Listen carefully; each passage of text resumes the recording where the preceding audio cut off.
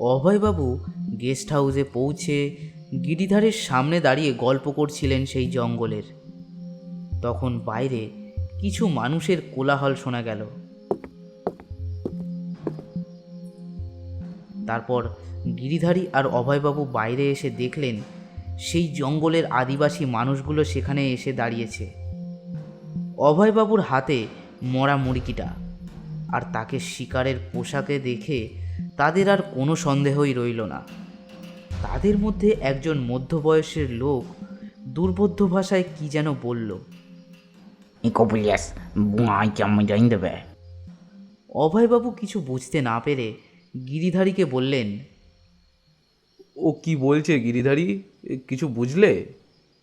বিকেলের সেই বয়স্ক আদিবাসী লোকটি অভয়বাবুকে বললেন, আমি বলছি বাবু, ও বলছে আপনি পাংশামারির জঙ্গলে বঙাদেবের প্রাণীর রক্ত ঝরিয়ে তাকে সঙ্গে নিয়ে এসেছেন। এর জন্যে কিন্তু বঙা আপনাকে ছাড়বে না। বাবু, আপনি যে বলেছিলেন আপনি শিকার করবেন না, তাহলে কেন এই মুরগিটাকে নিয়ে এলেন? আমরা বন্দুকের শব্দ শুনেই বুঝে গেছি, তাই ছুটে এলাম আপনাকে সাবধান করতে। বাবু, বাঁচতে চাইলে আর জঙ্গলে প্রবেশ করবেন না, না হলে কিন্তু। না হলে কি? তোমরা কি আমাকে হুমকি দিচ্ছ? জঙ্গলটা কি শুধু তোমাদের? আগে না বাবু, জঙ্গল আমাদের নয়, বরং এই পাংশামারির জঙ্গল হলো বঙাদেবের। জঙ্গলের প্রতিটি গাছপালা, পশু পাখি থেকে শুরু করে একটা একটা পাতা, এমনকি আমরাও বঙাদেবেরই সন্তান। সুতরাং এই সব জিনিসের কেউ যদি কোনো ক্ষতি করতে আসে, তাহলে বঙা সেই ব্যক্তিকে নিজের দাস বানিয়ে নেয়। দাস বানিয়ে নেয়? সেটা কীরকম? আগে বাবু, বঙা যার উপরে রেগে যান তাকে সেই জঙ্গলের বুনো শুয়োরে পরিবর্তন করে দেন। এই কথা শুনে অভয়বাবু হা হা করে হেসে উঠলেন। তারপর বললেন, ইস, তোমাদের বঙা যদি পাখিতে বদলে দিতে পারতো তাহলে কি ভালোই না হতো। আমি তাহলে ডানা মেলে আকাশে উড়ে বেড়াতে পারতুম, কারণ আমি তো আবার কাল শিকার করতে যাব। না বাবু, প্রাণের মায়া থাকলে এক্ষুনি এখান থেকে চলে যান। আমরা আপনার হয়ে বঙার কাছে ক্ষমা চেয়ে নেব। না না, তার কোনো দরকার নেই। আমি এইসব কোনো কিছু বিশ্বাস করি না, বুঝলে? বিশ্বাস করেন না? তাহলে শুনুন, মাসখানেক আগে এই জঙ্গলে কয়েকজন গাছ কাটতে এসেছিল। দলে ছিল তারা মোটে 4 জন। আমরা তাদের অনেক বারণ করেছিলাম যাতে আর গাছ না কাটে, কিন্তু তারা আমাদের কোনো কথা না শুনে একদিনে 3টে গাছ কেটে ফেলেছিল। পরের দিন আমরা তাদের আর খুঁজে পাইনি। 2 দিন পর আমরা জঙ্গল ঘুরে বুঝতে পারি এই জঙ্গলে আগে 12টা বুনো শুয়োর ছিল। কিন্তু সেদিন আমরা বুঝতে পারলাম না, জঙ্গলে এখন 4টে বুনো শুয়োর বেড়ে গেছে। আর এখানেই শেষ না, আরও আছে। থাক, আমাকে আর ভয় দেখিয়ে কাজ নেই। তোমরা এখন এসো, আমার রক্ষা আমি নিজেই করতে পারবো। এই গিরিধারী, যাও তো মুরগিটা ভালো করে রান্না করো। কাল না হয় একটা শুয়োরই মেরে নিয়ে আসবো। বাবু, আমি আপনার কাছে অনুরোধ করছি, আর জঙ্গলে যাবেন না, না হলে কিন্তু আপনার ক্ষতি হয়ে যাবে। ঠিক আছে ঠিক আছে, তোমরা এখন যাও, আমি দেখছি।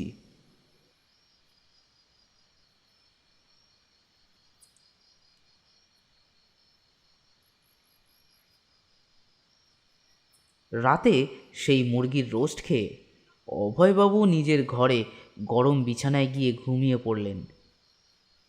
বাইরে শীতের ঘন কুয়াশা পরিবেশটাকে আবৃষ্ট করে নিয়েছে, আর গেস্ট হাউসের পেছনের বিরাট আকার গাছগুলোকে দেখে মনে হচ্ছে সেগুলো অভয়বাবু আর গিরিধারী সমেত গোটা গেস্ট হাউসটাকে গিলে খাবে।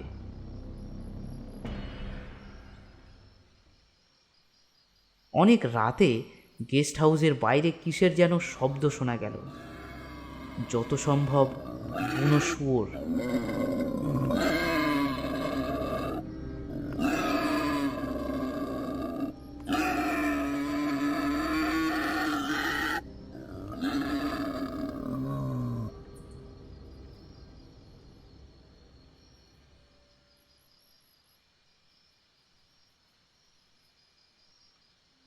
পরের দিন রাতে অভয়বাবু আবার বন্দুক হাতে তৈরি হয়ে গেলেন শিকারে যাওয়ার জন্যে। আজ তিনি স্থির করেছেন যে তিনি আজ সারা রাত জঙ্গলে থাকবেন। আজকে আর মুরগি শিকার করবেন না তিনি। ছোটোখাটো শিকারে তেমন আনন্দ নেই। তিনি সবে বেরোবেন তার আগে গিরিধারীকে ডাক দিলেন। এই গিরিধারী, কোথায় গেলে বাবা? এদিকে একটু এসো।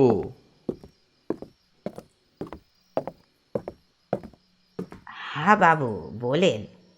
শোনো, আমি জঙ্গলে গেলাম, তুমি একটু চারিদিকে নজর রেখো কেমন? কাল রাতে কোনো একটা জানোয়ারের আওয়াজ পেয়েছি, ঘুমের ঘোরে বুঝতে পারিনি সেটা কোন জানোয়ার। বাবুজি, একটা কথা বলবো? আপনি এই শিকারে না গেলেই ভালো হয়। তুমি এখন আবার এইসব শুরু করে দিও না। কাল যে ওসব ওরা বলে গেল, ওসব আমি একদম বিশ্বাস করি না। হ্যাঁ, মানুষকে নাকি শুয়োর বানিয়ে দেয়। সত্যি কি গুলগপ্প। আচ্ছা গিরধারী, কালকের মুরগিটা কেমন ছিল? ও বাবুজি, আমি তো আমিষ খাই না। তুমি আমিষ খাও না? না বাবুজি। বেশ, তাহলে আজকে আমি গেলাম। আমার কিন্তু ফিরতে ফিরতে সকাল হয়ে যাবে, বুঝলে? চলি। গিরিধারী আর কোনো কথা বলতে পারল না, কারণ গিরিধারী বুঝতে পেরেছিল অভয়বাবু জেদি মানুষ। তাকে বারণ করলেও তিনি জঙ্গলে যাবেন।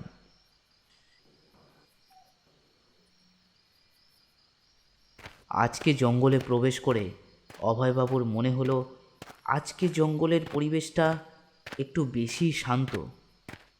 আগের দিন অন্তত প্যাঁচা বা বাদরের আওয়াজ শোনা যাচ্ছিল, কিন্তু আজকে জঙ্গল একেবারেই নিস্তব্ধ। একটা পাতা পড়ার শব্দও শোনা যাচ্ছে না। তিনি বড় শিকারের জন্যে জঙ্গলের আরও গভীরের দিকে হাঁটতে থাকলেন।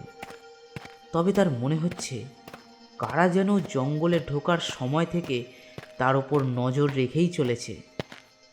অন্ধকার জঙ্গলের মধ্যে একমাত্র অভয়বাবুর জুতোর শব্দ ছাড়া দ্বিতীয় কোনো আওয়াজ নেই।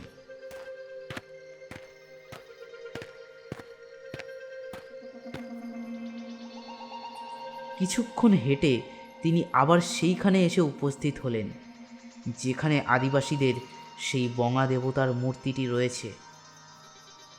আশেপাশে কয়েকটা বিরাট আকার গাছ, তাতে লাল সুতো জড়ানো,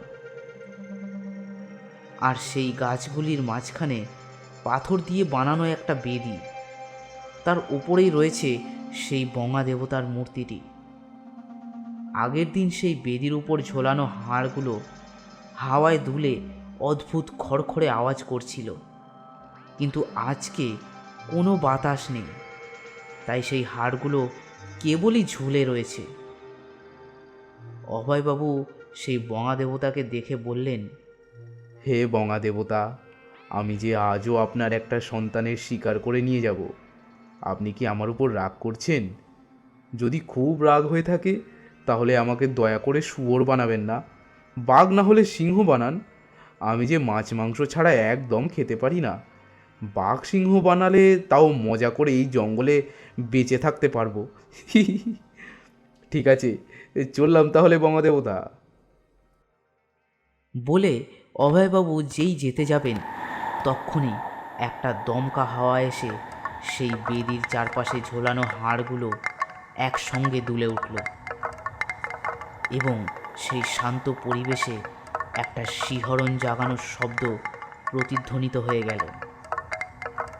অভয়বাবু একটুখানি দাঁড়ালেন, তারপর আবার চলতে শুরু করলেন।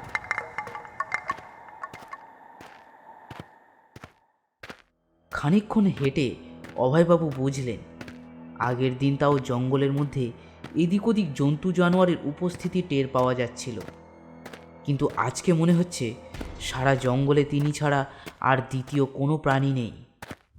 পোকামাকড়ের ডাক পর্যন্ত শোনা যাচ্ছে না।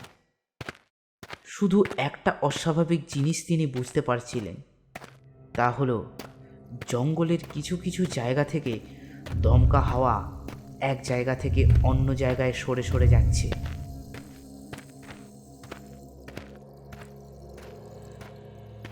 আর মনে হচ্ছে তার ওপর কেউ অনবরত নজর রেখে চলেছে।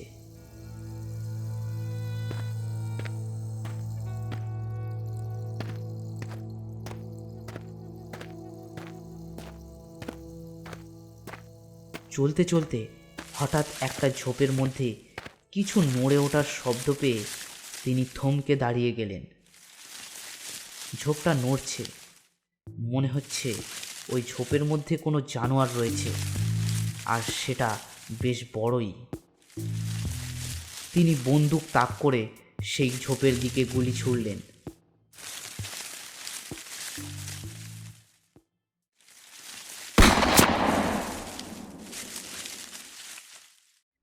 কিন্তু অবাক কাণ্ড, ঝোপটা তেমনই নড়ে চলেছে। সেখানে যদি কোনো জানোয়ার থেকেই থাকে তাহলে বন্দুকের গুলি তো নির্ঘাত সেই প্রাণীর গায়ে লাগবে, আর যদি নাও লেগে থাকে তাহলে বন্দুকের শব্দে তো সেই প্রাণী সেখান থেকে পালাবেই। কিন্তু সেই সব কিছুই হলো না। ঝোপটা যেমন নড়ছিল তেমনিই নড়ছে। অভয়বাবু ব্যাপারখানা বুঝতে পারলেন না। তিনি আবার একটা গুলি করলেন।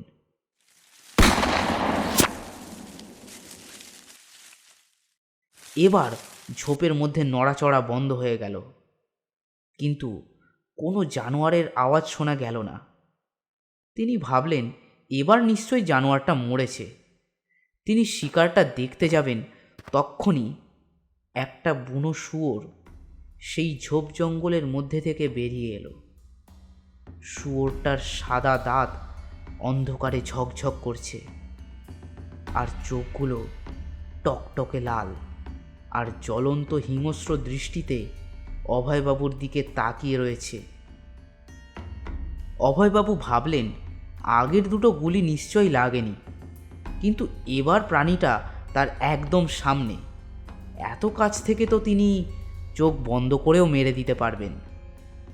তিনি আবার বন্দুক তাক করলেন আর মেরে দিলেন সেই বুনো শুয়োরকে লক্ষ্য করে।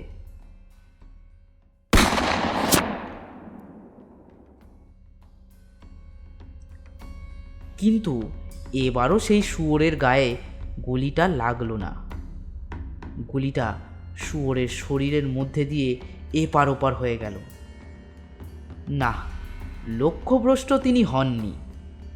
গুলিটা প্রাণীটাকে স্পর্শই করতে পারেনি। এবার অভয়বাবু ভয় পেলেন, কারণ তিনি ভালো করেই বুঝতে পারলেন এটা কোনো সাধারণ প্রাণী নয়।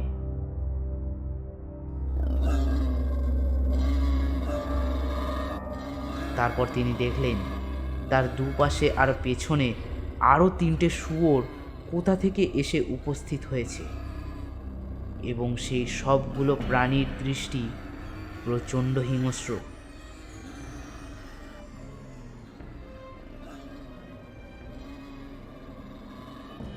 তিনি তার বন্দুকটা দিয়ে আবার গুলি ছুড়লেন একটা প্রাণীর দিকে, কিন্তু কোনো লাভ হলো না। প্রাণীগুলো যেমন দাঁড়িয়েছিল তেমনিই দাঁড়িয়ে রইল। তারপর সেই জঙ্গলের মধ্যে থেকে একটা গলার স্বর ভেসে উঠল। এই পাংশামারির জঙ্গল আর এই জঙ্গলের প্রতিটা জীব আমার সন্তান। যে এদের কোনো ক্ষতি করতে আসবে আমি তাদের শুয়োরে পরিণত করে এই জঙ্গল পাহারার কাজে লাগিয়ে দেব। তুই এই জঙ্গলে আমার সন্তানের রক্ত ঝরিয়েছিস, এবার তোকেও এই জঙ্গল পাহারা দিতে হবে।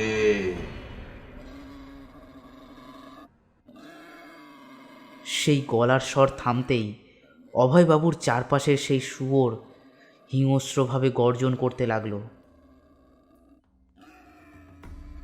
আর তিনি দেখলেন সেই 4টে প্রাণী ধীরে ধীরে তার দিকেই এগিয়ে আসছে।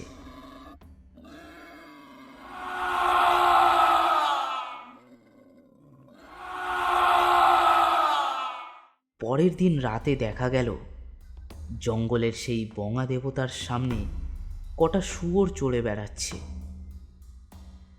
কদিন আগে পর্যন্ত তারা দলে 4 জন ছিল, কিন্তু আজকে থেকে তারা 5 জন। আর যদি কখনো কেউ এই জঙ্গলে শিকার করতে বা গাছ কাটতে আসে, তাহলে এই শুয়োরের দলের সংখ্যা বাড়তেও পারে।